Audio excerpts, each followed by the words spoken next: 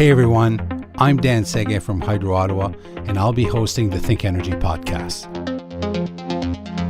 So here's today's big question. Are you looking to better understand the fast-changing world of energy? Join me every 2 weeks and get a unique perspective from industry leaders as we deep dive and discuss some of the coolest trends, emerging technologies, and latest innovations that drive the energy sector. So stay tuned as we explore some traditional and some quirky facets of this industry. This is the ThinkEnergy podcast. Hey everyone, welcome to another episode of the ThinkEnergy podcast. What's a digital native? What's a digital nomad? For that matter, what is a double helix when it comes to our relationship with technology? Well, you're about to find out because we have a very special guest with us today. There's no question that technology has reshaped our lives. It radically changed how we learn, how we work, and has influenced our habits, behaviors, and even values. Like other industries, the energy sector has benefited from technology, from automation, green power, smart grids, energy efficiencies, and digital communications. It's nearly impossible to quantify the impact. Millennials were raised with internet, smartphones, and social media. They've always interacted with technology differently than predecessor generations. In fact, according to a study conducted by Cisco Systems, millennials view the internet as important as air, water, food, and shelter. Millennials want information, products, and services that are instantaneous, mobile, and accessible on their terms. Their relationship with tech is highlighting a new era for businesses, society, and heck, the world. So let's begin with today's big question. If people are putting greater value on digital experiences, mobility, and easy to access information, how will this expectation impact the energy sector and its relationship with this large population of customers? Joining us today, I have a digital sociologist specializing in digital culture and communications. She has a master's degree in social and systemic studies and a dual doctorate in sociology and marriage and family therapy. She's also the author of a book on the impacts of mobile, social, and digital technologies on society titled Left to Their Own Devices, How Digital Natives Are Reshaping the American Dream. Dear listeners, I present to you Dr. Julie Albright.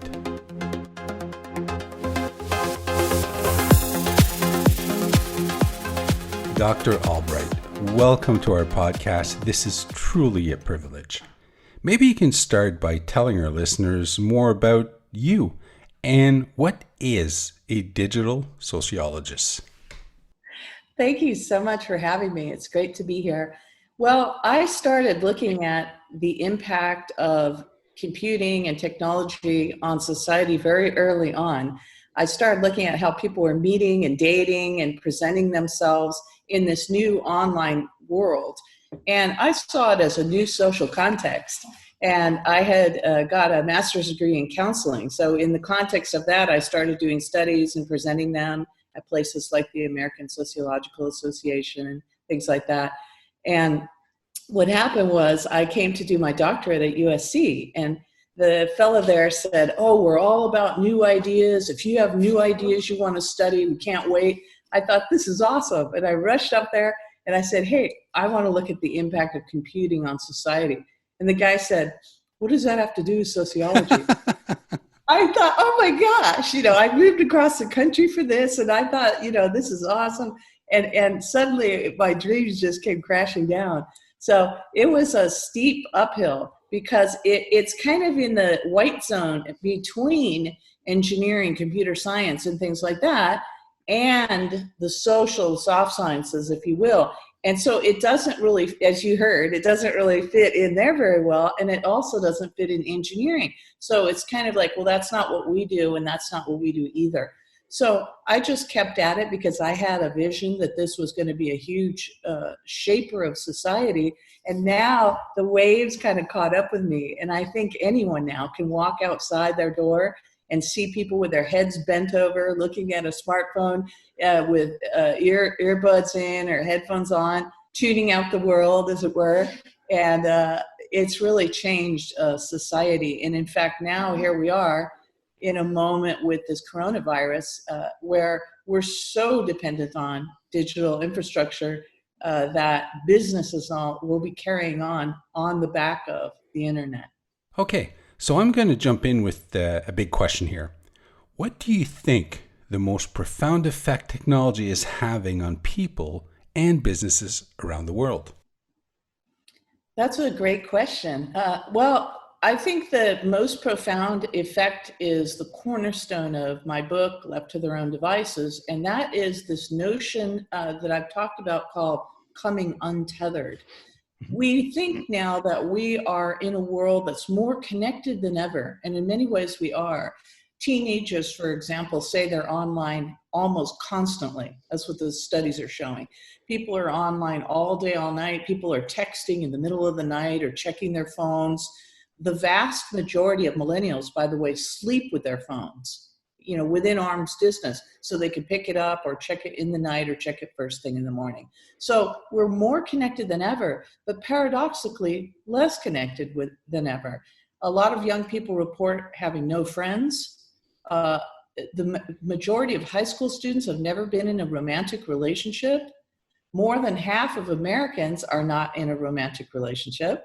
So with this plethora of dating apps and ways to connect and ways to meet and talk to people, we're more isolating ourselves with these devices.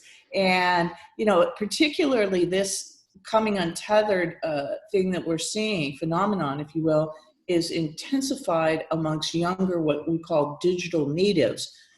Those that grew up in a world where there always was an internet.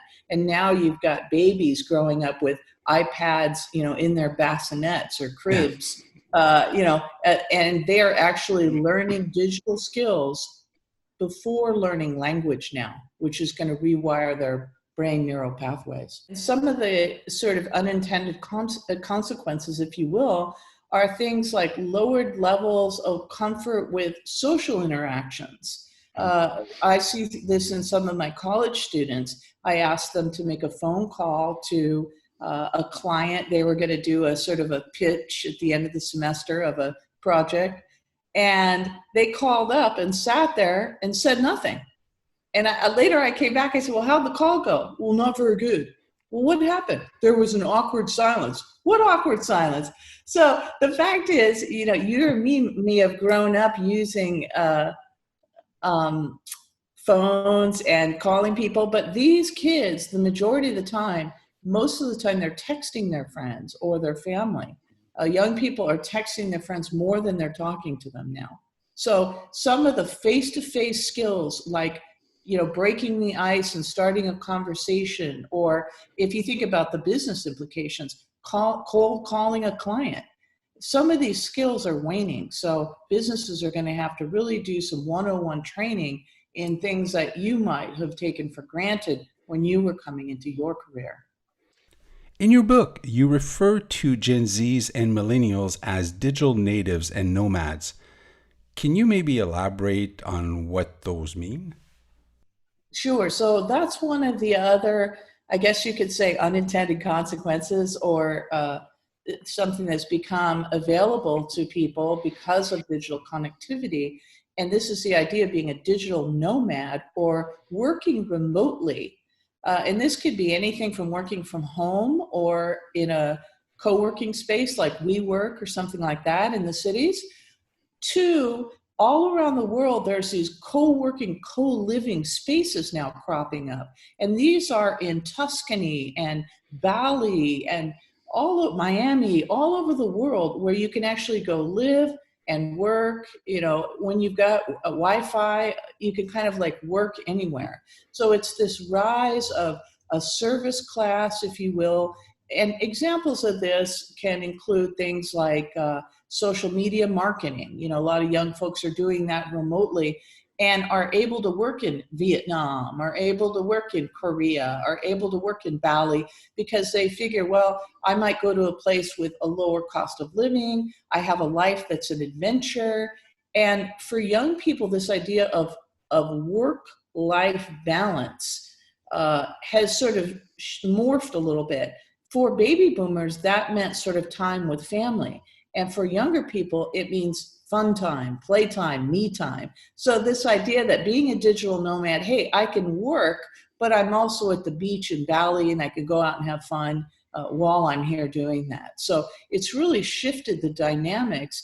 And, for independent contractors, that's one thing. But for companies like a Google or an IBM or any of these big companies that are dealing with a young workforce that expects, in fact, thinks they have a right to work remotely, is what the studies are showing.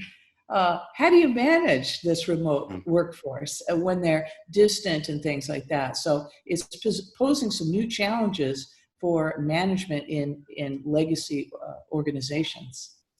Okay, again in your book, you say that millennials are hacking the traditional concept of the American dream through technology. And in your opinion, is it maybe time for the American dream to evolve and change? Well, I think, if you go back to what sociologists call the golden age of the family, this is the post-World War II, when the baby boom happened. Everybody rushed out after the war and bought their, house in the suburbs. They wanted 2.5 kids and a car and a dog, and that was their dream.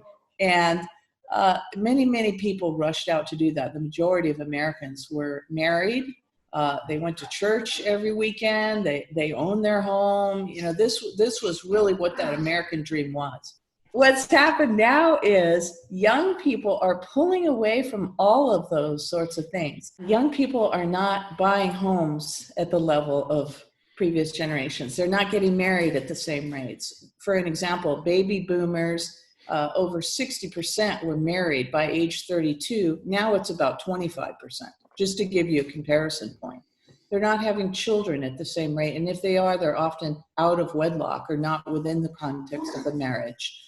They're not buying cars to the level, all these sorts of things, not going to church. They're not joining community organizations like the Rotary, things like that. So if you start unhooking from all these aspects of the American dream, that's where they're coming untethered. That's what the constellation of behaviors look like that I'm talking about here. And that really has some pretty significant implications when you think about what that means when people have sort of uprooted from all these things. So in terms of the impact, I would say on companies and businesses, one thing you want to look at, and a lot of businesses, particularly in the digital infrastructure space and other similar type of workplaces, they want a young workforce. They want to attract workers as their baby boomers are aging out, right?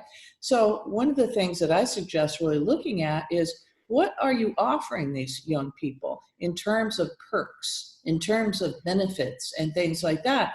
And really, if you look at it pretty hard, a lot of these benefits were designed with this notion of the American dream, this notion of the American or other country nuclear family in, idea. And that goes for Western Europe, Canada, all over the place.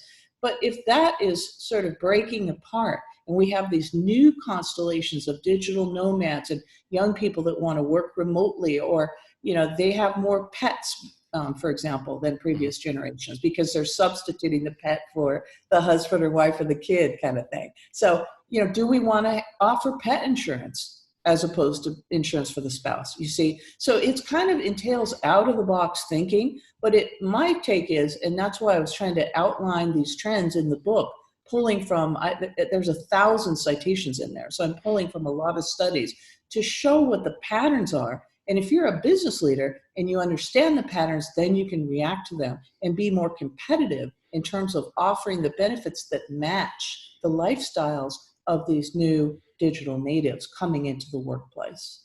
I think the idea being that, the businesses are basing their ideas on the baby boomers, and they need to understand that change is in the wind, change is afoot, and just for example, the idea of wanting to work remotely. Okay, so maybe your company is not such that you want people 100% remotely, but is there a way to incorporate that somehow? For example, to create a hybrid package where, okay, if you want to work remotely 2 days a week, we can work that out. Something like that, where, maybe there's a way to sort of meet in the middle if it's not all or nothing, from the baby boomer model towards this new digital native model, if you will. I think that people don't realize, and this is another thing, everybody thinks the baby boom, it was this huge generational boom of a huge demographic, and it was. But what people don't often realize is that the millennials are actually a bigger cohort than the baby boomers. And I don't think a lot of people really grasp that. The point of that is their behaviors and their values matter. Their shifting behaviors and shifting values will have a significant impact on society and on business, more importantly, in this case. And if you don't take that into account and sort of plan for that, you're behind the curve. As you know, on this very day, our planet is shaken by a pandemic, the coronavirus. As a result, we are seeing a boom in remote working, social distancing, and a rise in digital connectivity via technologies like Zoom, video conferencing. Here's my question, Dr. Albright. Will the decline in economic activity and constraint on people's movement impact the untethered generation? Well, that's a good question. What I think is interesting is we at USC had gone full remote as of last week because we wanted to anticipate and react to this fast-moving virus situation. And people were expecting a disaster. But I talked to my mentor who's teaching in engineering, and he says, and he was one of the real doubting Thomases, saying, I don't know, this is going to be a disaster. But when he got on there, he goes, I got to tell you, we had lunch afterwards, and he said, I had more interaction, more raising of hands, more chatting by far than I had in the classroom.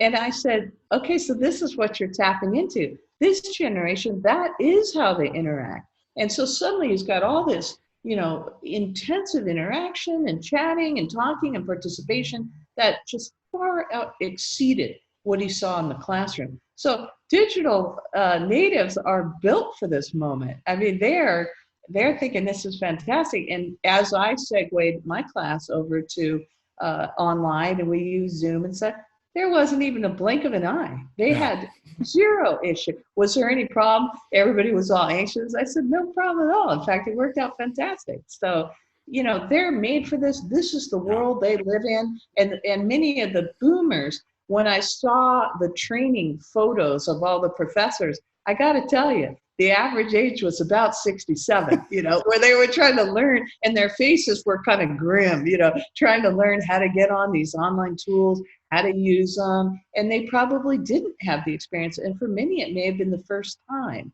So they offered a lot of trainings to get people up to speed. But I think this idea of, working online, doing the Zoom meetings and all, this just comes as second nature to digital natives. So not even blinking an eye at this point. So how is technology reshaping this generation? How will this hyper-connective digital natives impact the world? Right. Well, if you look at the numbers, it seems like everybody's doing it, sort of thing, and everybody's online, everybody's on social media. But what the studies actually show is that there are clear generational differences where younger people are much more intensely online, much more likely to be on social media and texting and all these things. And as you get older and up into the senior citizen level, less likely to be doing these things like going on social media and texting and things like that. So there could be a learning curve for some of these people. I talked about my friend Walt in the book there. One day he held up his iPhone and he's all, see these apps? And I said, yeah. And he says, I don't know what they do and I don't want to know. I just want to get rid of all of them. And I thought, oh my gosh, I said, well, I can show you how to work it. And he says, I don't want to know. I'm not an app trier.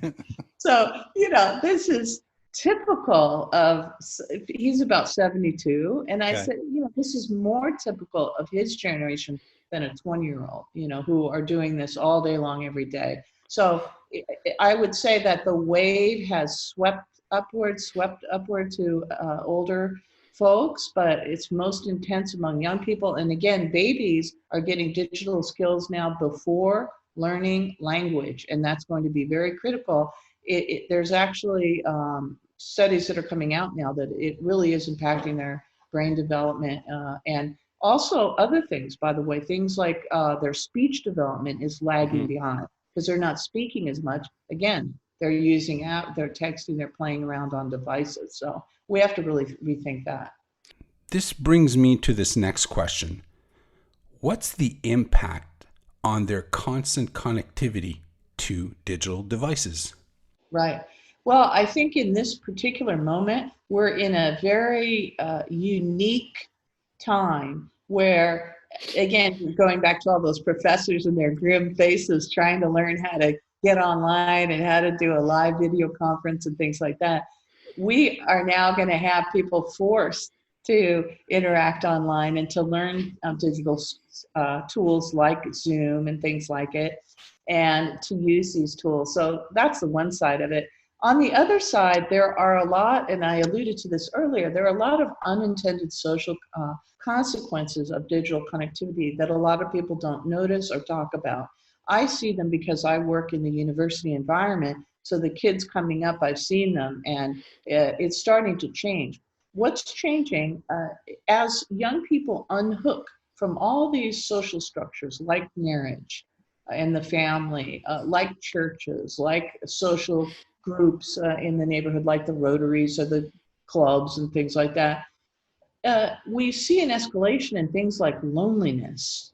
And we have things like anxiety, depression, suicides. These are at the highest rates from 10 to 34-year-olds in like 30 years. So these are the unintended consequences. And that's another reason I wrote this book, is that when you start to unplug, what I learned as a sociologist is that these kinds of things like the church and the family and all are stabilizing social structures. In other words, they provide a sense of security, safety, social support, fellowship, if you will, friendship, all these sorts of things, even to the point of you're having trouble, here's some financial support, whatever it might be.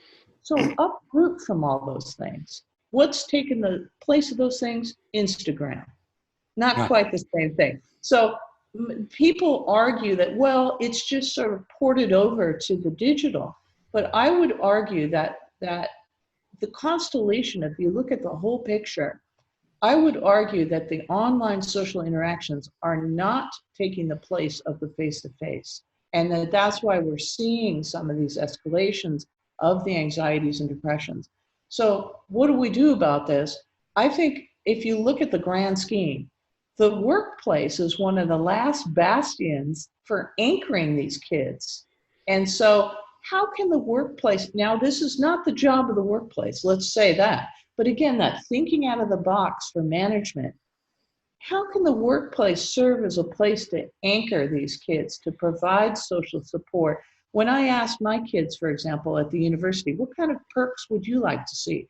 They talked about things like having a counselor on site or availability to counseling and things like that, having yoga and things around wellness. So they're seeking this out, ways to find wellness, find, they call it a work family at work. Yeah. So that is substituting for these other institutions that are being pulled away from. So my point of saying this is, it's not in anyone's best interest if you have employees melting down, you see? Yeah. So if the workplace can kind of rethink its role and how it can support these kids coming in and everybody's happier, I think that's a win for everybody, frankly. Okay, so let's move to the next question. Would you agree that this cohort grew up with chatbots, smart speakers, and smartphones? With that in mind, will this medium of sound, particularly voice technology, serve as a powerful role in engaging this elusive generation? Well, I think voice is a relatively, as we know, new technology on the scene in the scheme of things. I think that it's still evolving. And voice is interesting. You have now generations. So we talked about millennials growing up in the era where there always was an internet. You've got the generation following them, iGen, growing up in a world where basically there always was these smart devices, internet enabled mobility. And now you've got the littlest kids growing up in a world where there always was these smart voice enabled speakers like Google and Alexa and things like that. So they're growing up with, hey, Google, and asking questions. So I think that the interaction with these digital agents is normative for the youngest of our people now. An interesting thing about voice is I think that it's in its very elemental stages right now. Voice is a very emotional thing.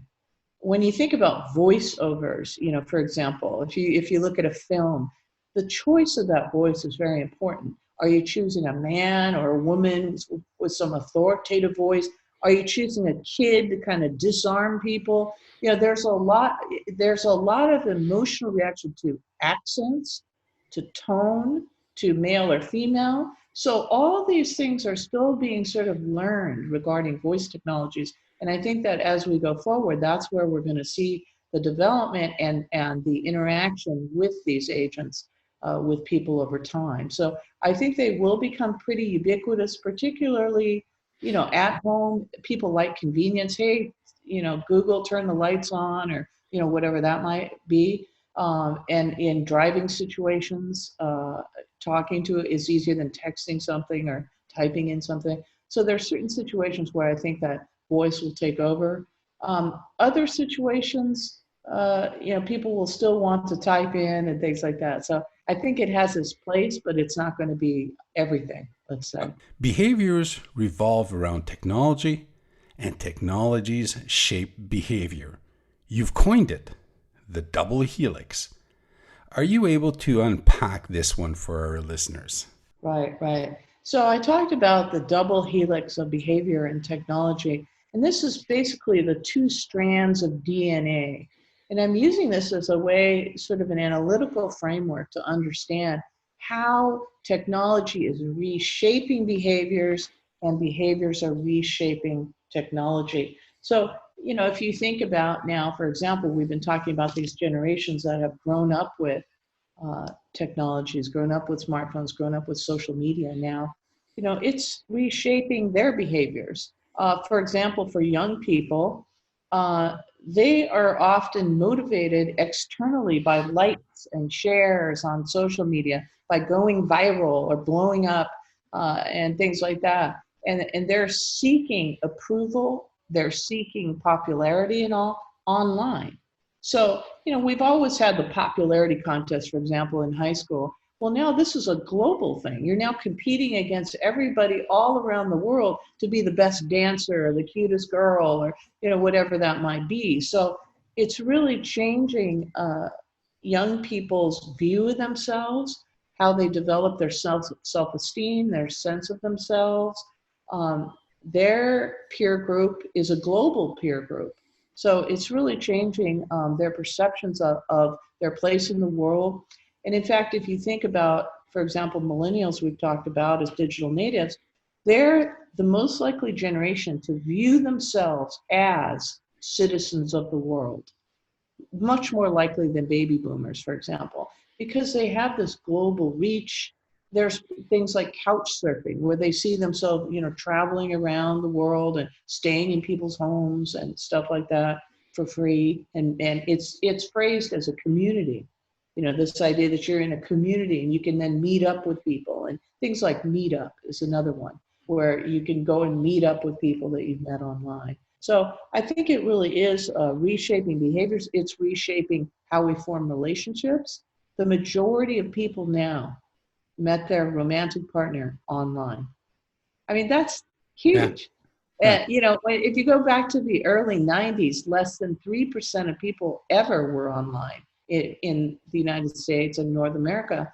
Well, now the majority of people met their spouse online. I mean, that's a massive shift. Yeah. And one of the other drivers there, people are much more likely now to be interracially dating or marrying than generations before because of online. You're meeting people outside your peer group, Yeah. outside your neighborhood group, outside your little social network of people that you know.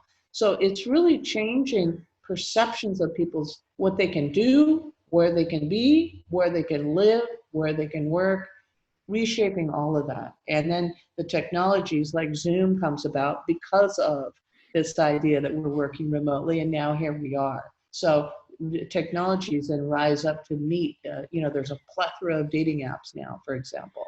So the technologies are then developed to support this untethered world. Dr. Albright, in your expert opinion, do you feel that this generation views the energy sector differently from the generations before them? If so, how?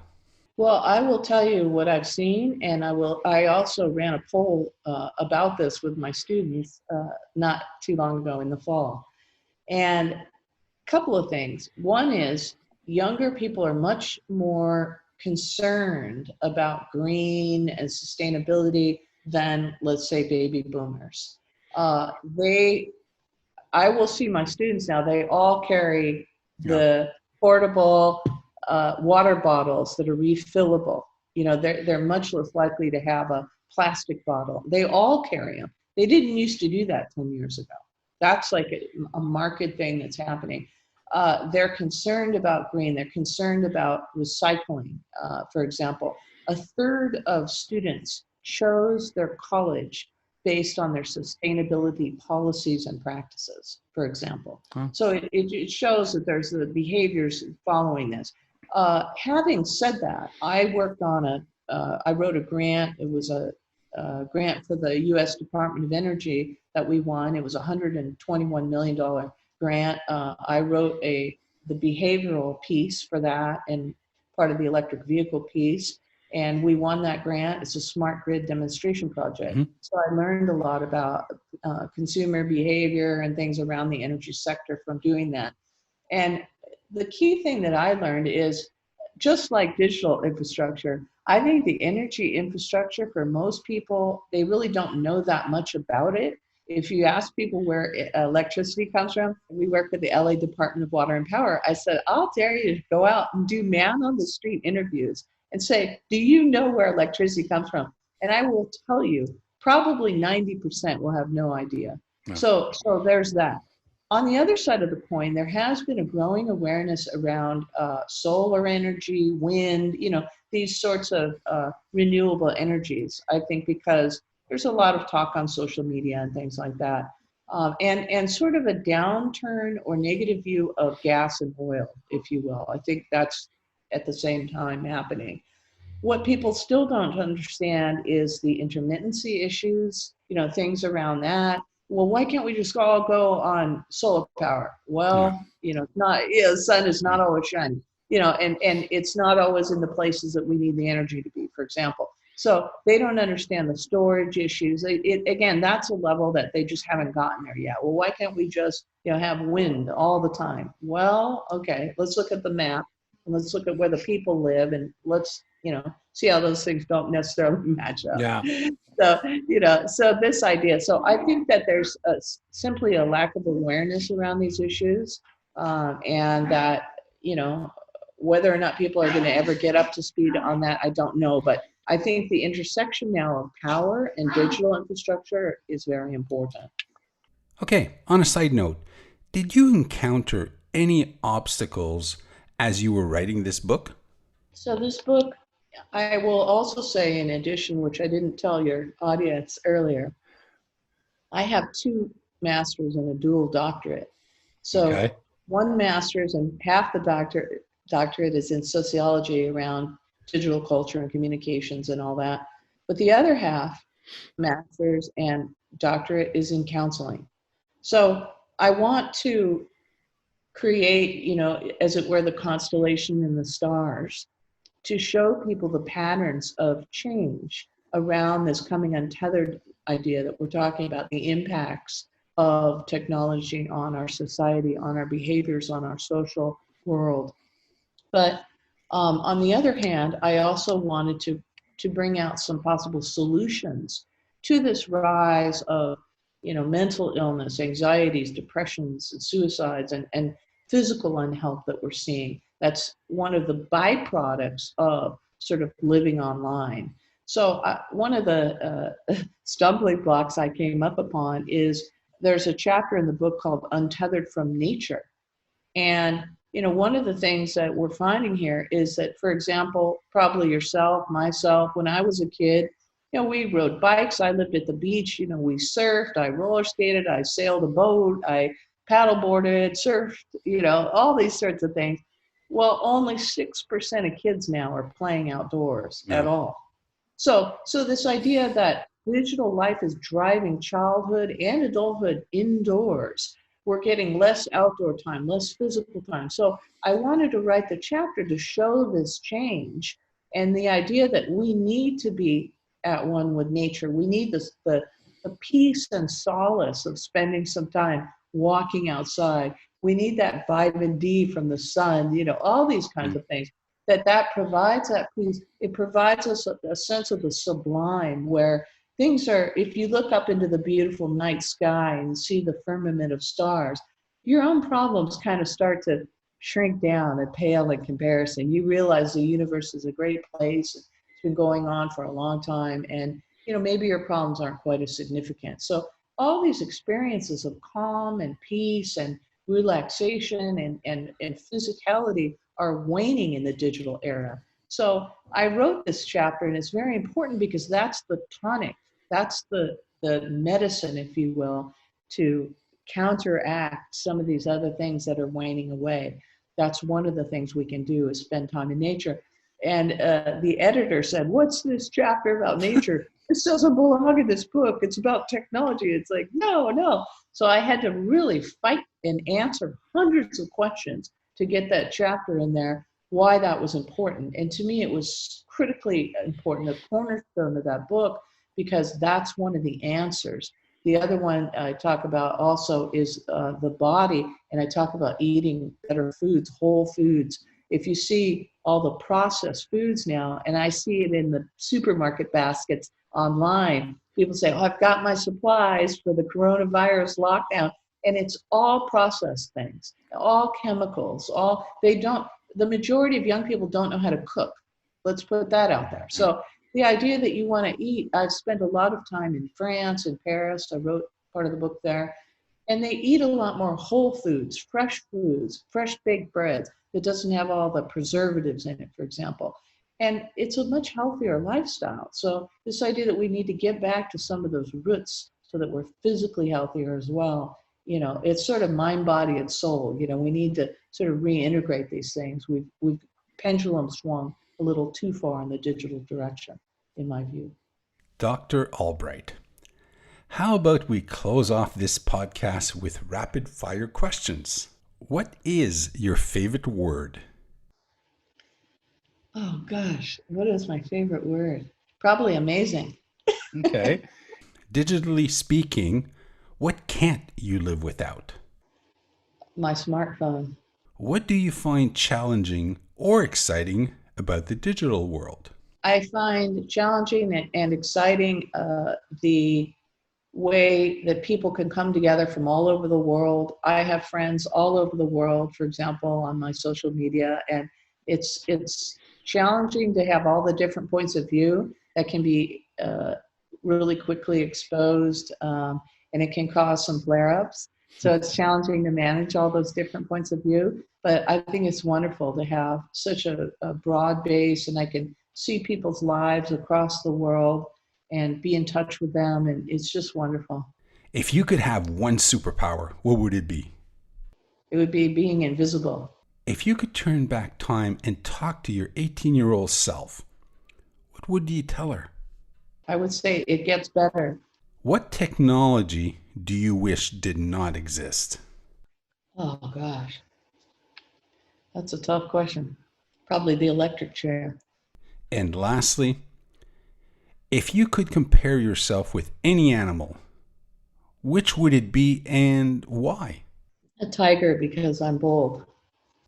Well, Dr. Albright, we've reached the end of another episode of the Think Energy podcast. Before I go, is there anything I should have asked you but didn't?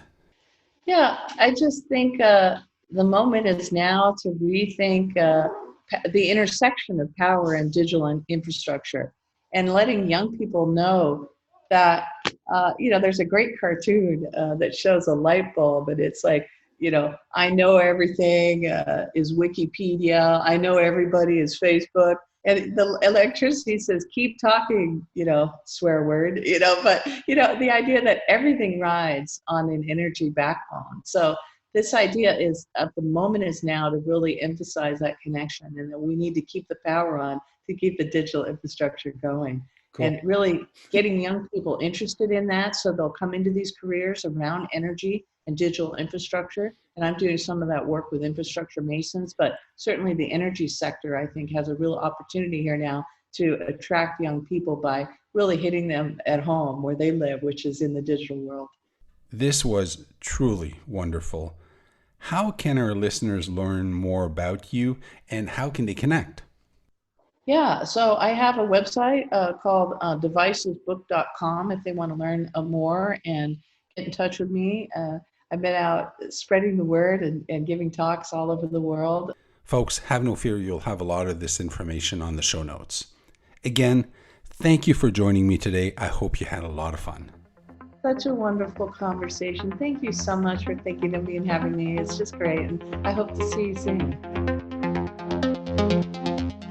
Thank you for joining us today. I truly hope you enjoyed this episode of the Think Energy podcast. For past episodes, make sure you visit our website, hydroottawa.com/podcast. Lastly, if you found value in this podcast, be sure to subscribe. Anyway, this podcast is a wrap. Cheers, everyone.